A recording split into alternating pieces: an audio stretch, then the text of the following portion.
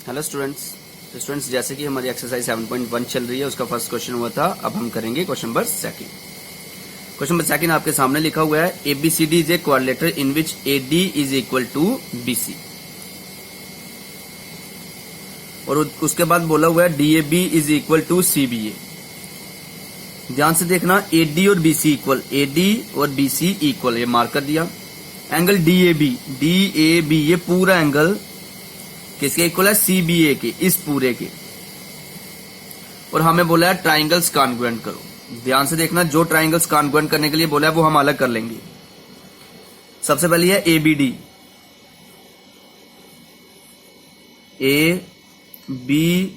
ABD, और दूसरी है BAC, ये वाली,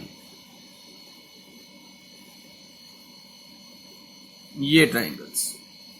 ध्यान से देखना, इसका ये वाला एंगल और इसका ये वाला एंगल हमें इक्वल दिए हुए हैं। AD जो है वो BC के इक्वल दिया हुआ है। दो कंडीशंस हमारे पास हो चुकी हैं। तीसरी देखो, AB इसमें भी है, AB इसमें भी है। इस डायग्राम में ये भी कॉमन आ जाएगी। अलग करके बता रहा था कि AB इसमें भी है, AB इसमें भी है, तो AB कॉमन हो जाएगी। तो बाय एस दोनों ट्राइंगलें कॉन्ग्रुएंट हो जाएगी और ये दोनों पार्ट CPCD से आ जाएंगे।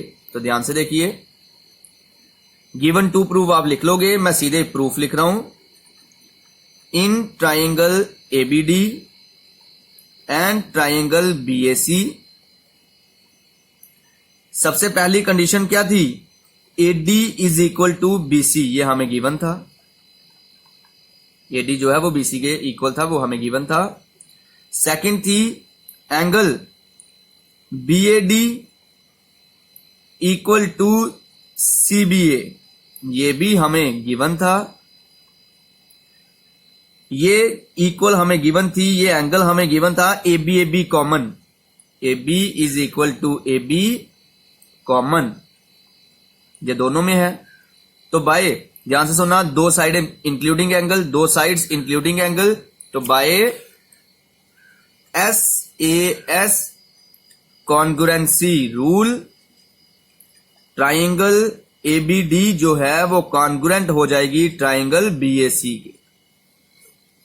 ट्राइंगल कॉन्ग्रुएंट तो CPCD से बाकी पार्ट इक्वल। ध्यान से सुनना, BD इसकी साइड, BD इसकी साइड और AC इसकी साइड CPCD से इक्वल आ जाएगी, वही लिख रहा हूं। BD is equal to AC CPCD। उसके बाद ABD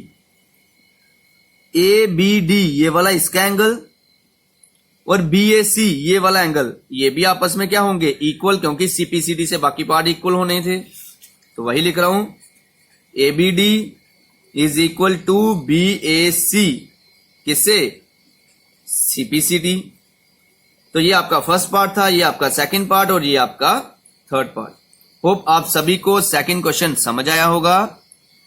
तो स्टूडेंट्स, इसी तरह से आपने क्वेश्चन को अच्छी तरह से अंडरस्टैंड करके देखना होता है कि उसमें SAS लगेगी, SSS लगेगी, RHS लगेगी, कौन सी लगेगी वो ध्यान से देखना है और आपके सॉल्व हो जाते हैं।